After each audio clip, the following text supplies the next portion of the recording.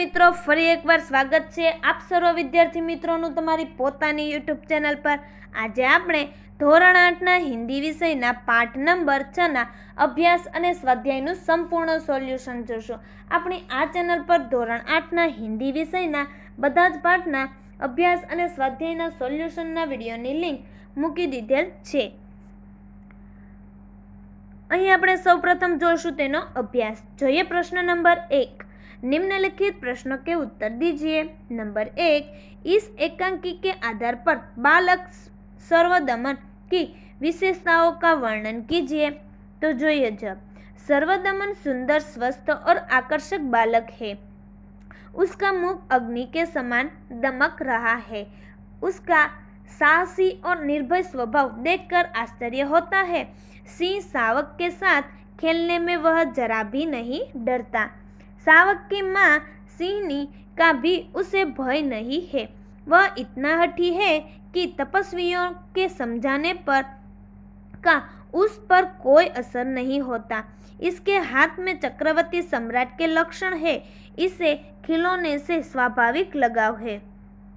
त्यार पछी जोईए नंबर 2। सर्वदमन के व्यवहारों को देखकर दुष्यंत के मन में कौन कौन से विचार आते थे। तो जवाब आवशे सर्वदमन का साहस, निर्भयता और बाल ईट देखकर दुष्यंत बहुत आनंदित होते हैं। उनके मन में सर्वदमन के प्रति प्रेम उमड़ आता है। सर्वदमन के मुख पर अग्नि जैसी दमक देखकर उन्हें आश्चर्य होता है। उन्हें लगता है कि यह निश्चय किसी तेजस्वी वीर का पुत्र है।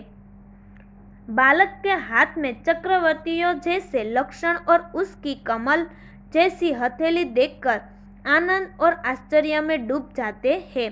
सर्वदमन के हाथ से सिंह शावक छुड़ाते समय वे बालक के हाथ का स्पर्श कर अत्यंत सुख का अनुभव करते हैं। वे सोचते हैं कि जब इन्हें इतना सुख होता है तो जिस भाग्यवान का यह बेटा है उसे कितना सुख होगा। इस प्रकार सर्वदमन के व्यवहारों को देखकर दुष्यंत के मन में तरह तरह के विचार आते थे। त्यार पछी जोईए आगळ प्रश्न नंबर 2। इस एकांकी में निम्नलिखित पात्रों में अंतर्निहित मूल्य बनाए। तो जोईए तेमां नंबर 1 दुष्यंत। तो जवाब आवशे राजा दुष्यंत कोमल हृदय के व्यक्ति थे। बालक सर्वदमन की बाल चेष्टाएं इन्हें मुग्ध कर देती है। इसके प्रति राजा के मन में स्नेह उमड़ने लगता है। वे सोचते हैं कि यह उनका पुत्र होता तो कितना अच्छा होता। फिर ऐसी घटनाएं घटती है जिनसे सिद्ध हो जाता है कि बालक सर्वदमन इन्हीं का पुत्र है। तब दुष्यंत के आनंद की सीमा नहीं रहती।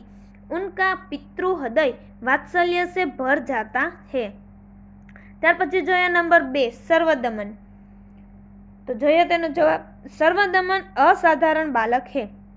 आश्रम की तपस्वियां उसे सिंह शावक को छोड़ देने के लिए समझाती है, पर वह उनकी बात नहीं मानता। दुष्यंत से वह जरा भी परिचित नहीं है, फिर भी वह उनके कहने पर सिंह शावक छोड़ देता है। उसकी सूरत की दुष्यंत की सूरत से मिलती है। अपराजित नामक रक्षा सूत्र भी प्रमाणित कर देता है कि सर्वदमन दुष्यंत का ही पुत्र है। इस प्रकार पिता और पुत्र दोनों एक दूसरे से अनजान है, फिर भी उनके बीच पिता पुत्र जैसे भावधारा बहने लगती है। त्यार पछी जो है प्रश्न नंबर 3। इस परिच्छेद को ध्यानपूर्वक पढ़कर दिए गए प्रश्नों को उत्तर दीजिए। અહીં જે પરિच्छेद આપેલો છે જેને તમારે વાંચવાનો છે અને નીચે આપેલા જે પ્રશ્નો છે તેના આપણે જવાબ જોઈએ। જેમાં નંબર 1, एक अच्छा जंगल क्या कहलाता है। तो जवाब आवशे एक अच्छा जंगल जैविक भंडार घर कहलाता है। नंबर 2, जंगल को ज्यादा छांटने या खत्म करने से क्या नुकसान होता है। तो जवाब आवशे जंगल को ज्यादा छांटने या खत्म करने से अत्यंत उपयोगी और जरूरत के समय काम आने वाली बहुमूल्य वस्तुएं नष्ट हो जाती है। त्यार पछी नंबर 3, इस परिच्छेद का उचित शीर्षक दीजिए। तो जवाब आवशे उचित शीर्षक, जंगल की सुरक्षा हमारा कर्तव्य। नंबर 4, पर्यायवाची लिखिए, जंगल, घर और बहुत। જોઈએ તેમાં નંબર 1 જંગલ તો વન, નંબર 2 ઘર તો ગૃહ और आवास, नंबर 3 बहुत तो अधिक। ત્યાર પછી નંબર 5, इस परिच्छेद आधारित 2 सवाल बनाइए। तो જોઈએ जवाब। नंबर 1, जंगलों की सुरक्षा को आवश्यक है। नंबर 2, जंगल हमारे लिए महत्वपूर्ण क्यों है। ત્યાર પછી જોઈએ प्रश्न नंबर 4, सोच अपनी अपनी। नंबर 1, आपको कौन सा टीवी प्रोग्राम अच्छा लगता है, क्यों। 10-15 वाक्य में वर्णन कीजिए। तो જોઈએ जब आजकल टीवी के विविध चैनलों पर कई प्रोग्राम दिखाए जाते हैं। सीआईडी कार्यक्रम, क्राइम पेट्रोल, रसोई शो, सास बिना ससुराल, समाचार बड़े अच्छे लगते हैं, कुछ तो लोग कहेंगे, तारक मेहता का उल्टा चश्मा आदि प्रोग्राम बहुत लोकप्रिय है। इन प्रोग्रामों में तारक मेहता का उल्टा चश्मा नामक कार्यक्रम मुझे बहुत अच्छा लगता है। यह स्वच्छ पारिवारिक कार्यक्रम है। इसमें गोकुलधाम सोसाइटी के सभ्यों के जीवन में संबंधित विविध प्रसंगों और घटनाओं का सुंदर चित्रण किया गया है। जेठालाल, दयाबेन, डॉक्टर हाथी, बबीता जी, सोढ़ी और टप्पू सेना आदि पात्रों का अभिनय जानदार है। एक दिन जेठालाल अपने ही गोदाम में अपने सहायक नटू काका के हाथों गलती से कैद हो जाते हैं। इसके कारण उन पर जो बीतती है उसका बड़ा मार्मिक चित्रण दिखाया गया था। इसके अंतरिक्त टप्पू सेना की शरारतें, सोसाइटी का खेल महोत्सव, पत्रकार पोपटलाल की पार्टी आदि प्रसंगों का प्रदर्शन बहुत ही मनोरंजन था। इस सीरियल में दिखाई जाने वाले सभी प्रसंग सुरुचिपूर्ण एवं शिष्ट होते हैं। विविध प्रसंगों में हास्य रस सहज ढंग से निष्पन्न होता है। सब प्रसंग बहुत ही मनोरंजक एवं शिक्षाप्रद होते हैं। इसीलिए तारक मेहता का उल्टा चश्मा प्रोग्राम मुझे बहुत अच्छा लगता है। ત્યાર પછી જોઈએ नंबर 2, कक्षा में पढ़ाई कर रहे हो और धरतीकंप आ जाए तो आप क्या करेंगे। तो जवाब आवશે, कक्षा में पढ़ाई करते समय यदि भूकंप आ जाए तो मैं खड़ा होकर जोर से चिल्लाऊंगा, भागो भागो, जल्दी बाहर निकल जाओ, भूकंप आया। और ऐसा चिल्लाते हुए साथियों के साथ मैं शाला भवन से बाहर आ जाऊंगा। ત્યાર પછી આપણે હવે જોઈશું તેનું સ્વાધ્યાય, જેમાં પ્રશ્ન નંબર 1, प्रश्नों के उत्तर लिखिए। नंबर 1, ऋषियों ने बालक का नाम सर्वदमन क्यों रखा। तो जवाब आवશે, बालक वन के पशुओं के बच्चों के साथ निडर होकर खेलता था। उसके इसी साहसी और निर्भीक स्वभाव के कारण ऋषियों ने उसका नाम सर्वदमन रखा था। ત્યાર પછી नंबर 2, दुष्यंत बालक के प्रति क्यों आकृष्ट हो रहे थे। तो जवाब आवશે, बालक स्वस्थ, सुंदर, निर्भीक तथा इठिला था। उसकी इन्हीं विशेषता पर मुग्ध होकर दुष्यंत उसके प्रति आकृष्ट हो रहे थे। ત્યાર પછી જોઈએ नंबर 3, दुष्यंत ने पुरुवंशीय जीवन की कौन सी 2 रीतियां बताई।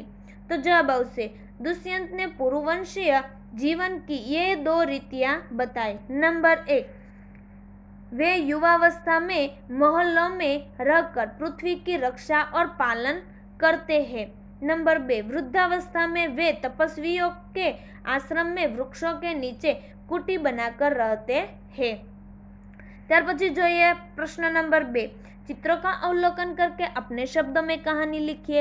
અહીં જે ચિત્ર આપેલું છે જેનું આપણે અવલોકન કરી અને તેના પરથી આપણે એક કહાની લખવાની છે। તો જોઈએ તે કહાની। लकड़हारा और देवदूत। एक लकड़हारा था। वह रोज जंगल में जाता, लकड़ियां काटता और उन्हें बाजार में बेच देता था। इन पैसों से ही उसके परिवार का गुजारा होता था। एक दिन लकड़हारा एक पेड़ पर चढ़कर उसकी एक डाल काट रहा था। पेड़ नदी के किनारे था। अचानक उसकी कुल्हाड़ी उसके हाथ से छूट गई और नीचे नदी में जा गिरी। लकड़हारा पेड़ से उतरा पर उसे तैरना नहीं आता था। अंततः उदास होकर वही बैठ गया। संयोग से एक देवदूत वहां से गुजरा। उसकी दृष्टि लकड़हारे पर पड़ी। उसने लकड़हारे से उसकी उदास का कारण पूछा।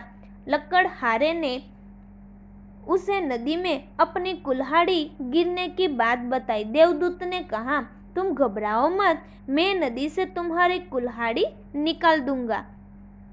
देवदूत ने पहले एक सोने की कुल्हाड़ी निकाली और पूछा, क्या यह तुम्हारी कुल्हाड़ी है? लकड़हारे ने कहा, नहीं, यह मेरी कुल्हाड़ी नहीं है। तब देवदूत ने चांदी की कुल्हाड़ी निकाली तो लकड़हारे ने कहा, यही भी मेरी कुल्हाड़ी नहीं है।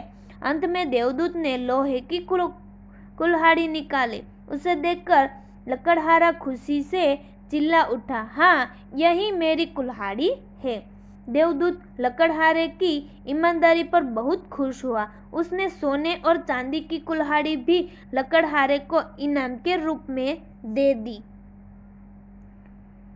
तो आ विडियोनी लिंक तमे तमारा मित्रों और दोस्तों ने जरूरथी शेर करजो। फरी मळीशुं आपणे पाठ नंबर 7 ना संपूर्ण सोल्यूशन साथे।